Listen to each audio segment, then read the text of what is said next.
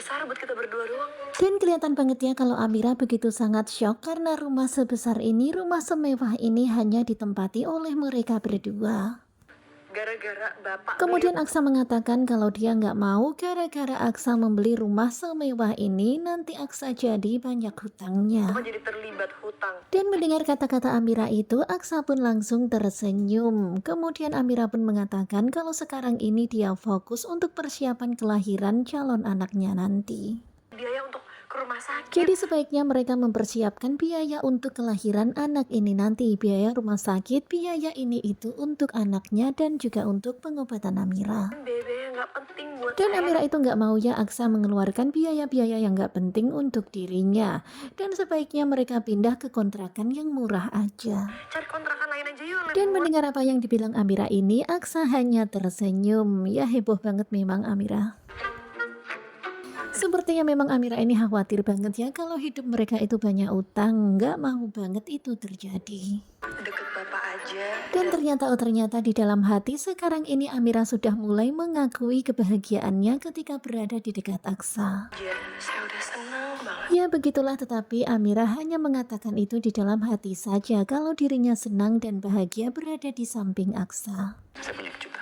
Kemudian Aksa pun mengatakan kepada Amira kalau dia memiliki kejutan lagi untuk Amira. Tentu saja mendengar itu Amira pun kaget. Barang-barang mahal dari bapak saya nggak mau. Kemudian Amira pun berkata kalau dia nggak mau dikasih barang-barang mahal oleh Aksa. Amira nggak mau. Kemudian tiba-tiba ada seseorang yang masuk ke dalam ruangan itu kemudian berteriak memanggil Amira.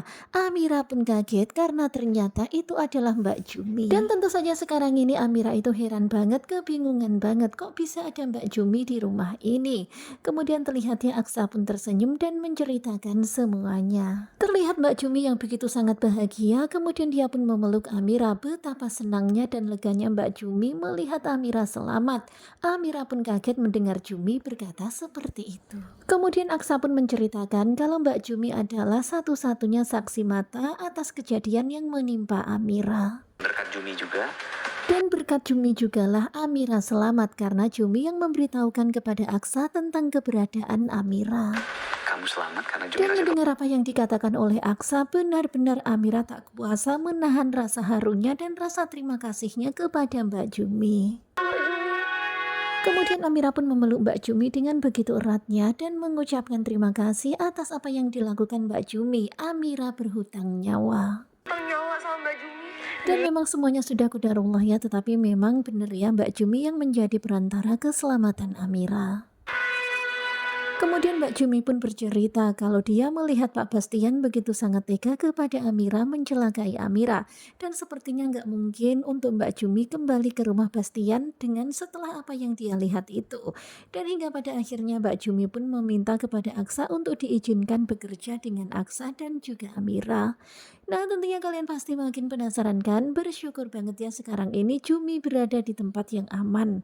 Karena sekarang ini Jumi dalam bahaya, Bastian akan mencarinya karena dia adalah saksi kunci atas apa yang terjadi pada Amira.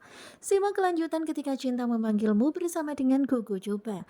Terima kasih buat kalian yang sudah selalu setia dan jangan lupa nantikan video selanjutnya. Terima kasih dan bye-bye.